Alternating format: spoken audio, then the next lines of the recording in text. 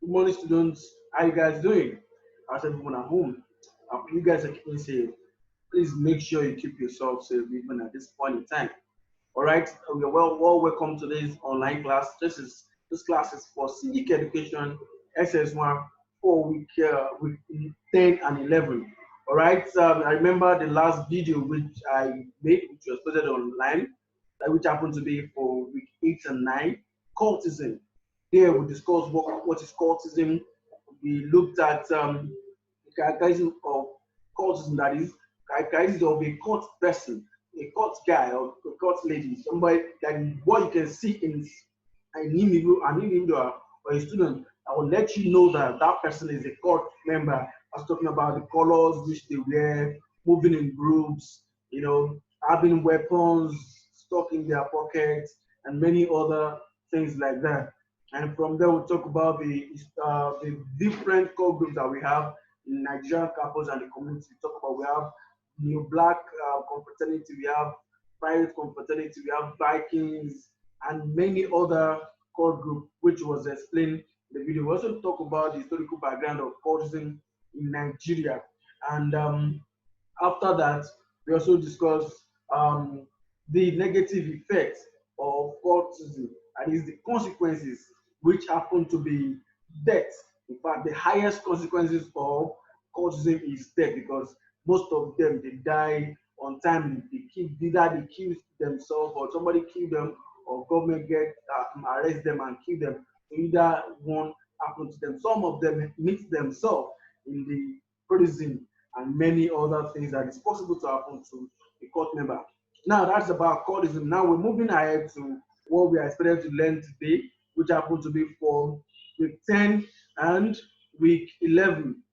And what we are expected to learn is law and order, respect for constituted authority. Again, civic education says 1 with 10 and 11. The topic is law and order, respect for constituted authority. Now, before we go into this, let's quickly look at our objectives. That is what we are expected to learn in this video. At the end of the lesson, the student should be able to, one, divine authority and explain the types. Two, discuss the meaning of constituted authority. Three, highlight the differences between authority and constituted authority. That is, the differences between authority itself and constituted authority. Number four, explain the types of constituted authority. And number five, should be able to highlight the importance of constituted authority to the public. Now, what is authority? Authority refers to the formal or legal right to make and enforce laws or policies which the citizens obey. In the sense that when you're being given the power, the mantle, legally, according to the Constitution, in order to what? To make policies and implement those policies. We think about making of policy, that is making of laws, or and then implementing those laws so that it can be enforced, so that the citizens, which happen to be the members of the community or country, which they need to obey. According to Henry Fayol, a divine authority has the right to give orders and the power to exert obedience. That is, the power that is being given to an individual to have authority to be able to say, you do this, you do this, giving orders that you have the right to give, like a leader, and as you are right now. Remember that when you are in class, you usually have the class head, which is seen as the class captain. The class captain is being given the order, the power to give order in the class. If anything want to happen in the class, or teacher want to pass a message, sometimes we do pass it through the message through your captain. And if you want to punish you sometimes or ask you to write something, some certain things, all this is being done through the captain, because the captain has been given the right to give orders and the power to exert obedience. That is, whatever such person says, you must obey. Authority is the legitimate power which one person or group possesses and practices over another. That is, when you possess this legitimate this power, you can use it over other people. It is the power to influence or command thoughts, opinions, or behavior. As a result of the power, one can actually influence another person's thoughts, another person's opinion, another person's behavior. For example, let's say, for example, you are making noise in the class, your captain will just tell you that keep quiet. If you don't keep quiet, I'll go and report you to your teacher because you don't want to be reported. What will you do? You keep quiet. That has actually affected your behavior. Moving on, what are the types of authority? We have several of them here. The first one that we have is traditional authority, and this is found in simple traditional society, whereby the chiefs or council of elders exercises authority based on the custom and tradition of the people. That is, if in a village setting whereby you have king and chiefs, and the king cannot decide alone. The king decides with the chiefs, and whatever they give, they have the authority on the based on the custom and tradition of the people. Things that pertain to the custom, things that pertain to tradition, they are the one that will give, they have authority on that. Then the second one, there is charismatic authority. This is an authority that is being derived from the belief in the exceptional ability of the leader, which inspires allegiance among the followers. For example, that is, we have the pastors, the imam, the alphas, all of them. So it's just like the belief that you have towards a particular religion, a particular doctrine, and the leader of the doctrine who could be a pastor, bishop, venerable, reverend, imam, alpha, and many more like that. That such person is being seen as charismatic leader because because that person has authority, can actually affect your behavior or affect your thoughts in one way or the other. Number three, legal or rational authority. This is derived from the constitution of a modern democratic state, which is being exercised through the three organs of government. This is kind of like a governmental authority. Like, for example, the authority that is being given to the organs of government, that is the legislative, they have the power, the authority to make law. The executive have the authority to what? To implement the executive, they implement law, and while implement and execute law, while the judiciary, they have the power to what? To interpret law and punish the the law offenders. So all these people are legal or rational authority. Then number four, we have political authority. It is the authority conferred on persons holding political offices. For example, the president and the legislator. Policies made and executed are based on the provision of the constitution. That is, this is political. It's also talking about government, whereby every office that the power that is being placed on that political office, maybe the president, the vice president, the minister, or the legislator, the senate member, or house of rep member, and many more. So the laws or policy which is being made by them must always be according to the constitution, and nobody can question them on that, and because they're actually doing their job. Number five, coercive authority. This is the authority based on the use of force. That is, the fear of the consequences for not accepting or obeying such authority is always there. For example, military government, which is being which practice what we refer to as dictatorship. The coercive, anything coercive is by force. That is when you impose your authority on the people. If you remember very well when we treated military government, the military government come into government, but with force, because they want to rule, they want to enforce their policy, they want to enforce their system. That is why killing is always being involved when military men are taking over in government. So all these are types of authority. Now let's move further to constituted authority. What is constituted authority? Constituted authority is the power of the government or people in government which is backed by the constitution and derived from the legitimacy. That is, when you say constituted authority, that is a particular power that is being given, a power of the government that is being given to some sort of people based on the provisions of the constitution. For example, we have the president and the ministers, which happen to be the constituted authority at the federal level in state in Nigeria. Likewise, at the state level, we have the governor, the deputy governor, and the commissioners, who are the considered authority in the state, and the local government also have considered authority at the local government, which happens to be the chairman, the councillors and the supervisors. All of these people are considered authorities. The authorities of these people can be vested in some people. That is, you can actually, vest their power on some set of people to carry the one task or the other. That is delegated legislation. Okay, when their authorities are vested in others, those using the authority are using delegated authority. That is, they are being given the power to perform a particular function or some set of function. In other words, constitutional authority gives right to delegated authority. Moving on, constitutional authority cannot be disobeyed without punishment. That is, if you disobey any constitutional authority, such person can be punished. Okay. Now, for instance, whoever equates himself with the constitutional authority will be severely punished. And there are several offenses for disobedience to constitutional authority. One of such offense is sedition, which is overt conduct. That is, when it is being seen by everybody, such as speech and organization that is deemed legal by the constitutional authority. As when one is making an open speech or a speech about the government, such person could be put in prison or could be charged to court.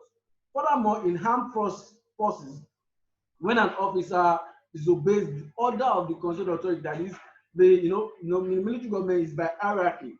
When a lower cadre officer disobeys the higher cadre officer, what will happen to such person? Such person will be charged for mutiny, and so constitutional authority is powerful and must be respected. Okay.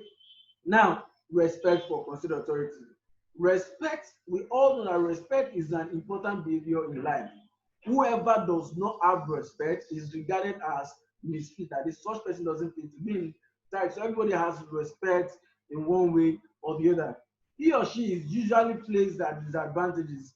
In fact, God is in fact, in the Holy Book, God emphasized the importance of respect. That's to tell you that how serious this is. In the Holy Book, God Himself actually emphasized what? Emphasized the respect for whom? For considered authority. And as a result of that, that tells us that we need to respect the constituted authority. Constituted authority is believed to be appointed by the wish of God. That is, no matter what the person do, no matter what the person must have gone through, if God doesn't appoint the person, there's nothing he or she can do. Thus, they must be respected to avoid punishment here and hereafter. Okay, now moving on, what are the types of constituted authority? We have legal or rational authority. Legal rational authority is also known as rational authority, whereby legal domination of bureaucratic authority. What that means is that legal or rational is being derives its power from the constitution. That is, when those sort of people in charge of power or that is being put in place derive its power from what? From constitution, because the word legal is affirmating that constitution is involved. So that tells you, even if just a legal authority, that means such the person is having a constitutional right to give order or to give authority. Now they represent the governing authority, and therefore can authorize within their constituency. Now, for instance, let's look at this scenario when a policeman asks you to stop for searching. He has derived the power. He has derived the power to do so from the constitution, because the police has the right to do stop and search at any time. Now, such authority they are using there is legal authority because it is in what it is the constitution stated as one of the functions of a policeman. If you decline as a citizen, you have that means you have disobeyed the constitutional authority of the country, and whatever is in the constitution is being said that is being given by the constituted authority. Legal or rational authority is the power legitimized and declined by law, and held by those who are legally qualified. That is all what we're talking about here is that legal authority is the power that is being given to someone in a legitimate manner. Number two, traditional authority. Traditional authority is the authority that is based on the sanctity of tradition, where the ability and right to rule is passed on by heredity. That is, in a traditional setting, the ruling power is being passed on by heredity. That is, when when the father died, then the son can take over the mantle of authority. When the son died, his own son too, and that's how it goes like that in heredical um, downfall. In other words, traditional authority is based on custom, which dictates basic relationship, roles, conditions for assumption of the position, instance. And that is tell you that almost of the authority being given in the traditional setting is as a result of what? Is as a result of assumption and dictates on basic relationship. Now, birth to a particular family in a tribe can make the individual a king, a chief, or a queen. That is why we always talk about people, family, chief family, people come from the family of chiefs or king family. That's why you see names like Ade something, that's crown something. Actually, such person is from a crown family or a king family. To become a king in Yoruba land, for example, you must be born into a royal family. If you've not been born into a royal family, you can never be a king of a community. Traditional authority can be in form of monarch, that is, which is government that is led by an oba, sultan or obi or um, emir. That when you talk about monarch, is a government that is being led or being um, carried along or being led by an oba, sultan, emir, obis, or whoever that can be seen as a traditional ruler or leader.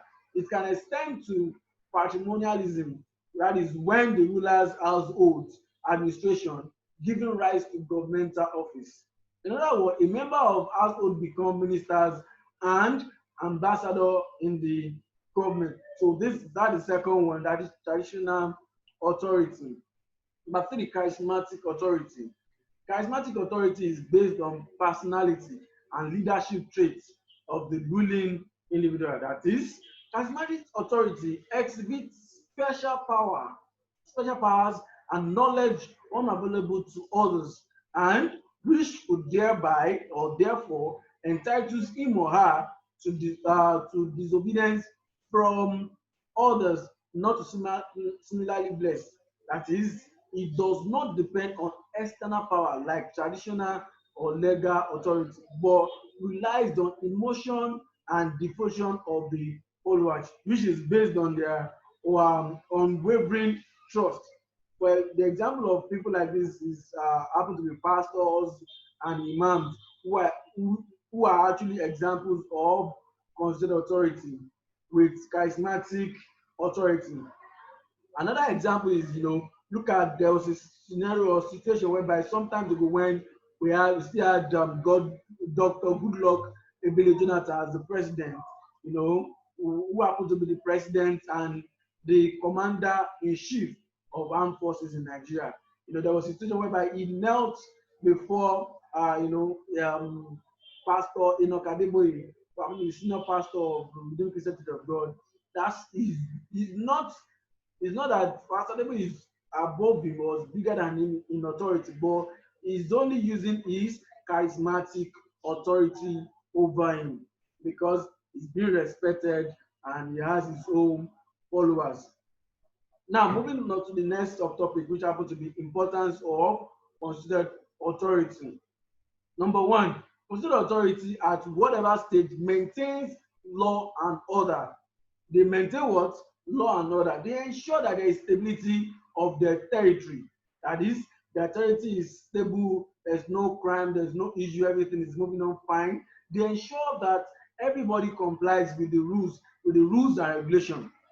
Those are the, we are looking at the importance of the considered authority. So this is one of the importance of considered authority. Number two, considered authority administers justice by settling disputes and awarding appropriate punishment for offenders. And it's those who who are guilty of a particular crime. They give judgment and give them the right punishment that is meant for them. When considered authority fails to or administer justice, there will be anarchy in the law. That is, there will be a break in the law. So that is why those in the law in government always make sure they follow the law to detail. Number three, considered authority provides social services such as provision of good roads, electricity, pipe-borne water, hospital, and so on and so forth. Every leader, either charismatic or traditional or legal, they provide one, they give one provision or the other to their community in order to have a good living. So maybe by constructing good roads for them or making sure that there is electricity in the community, getting a pipe water where they can drink, they can have good drinking water, hospital to go to whenever they are sick, that is, or health center, no matter how it is, and so many other things. So they can be, that's one of their importance, to do all these things for community members.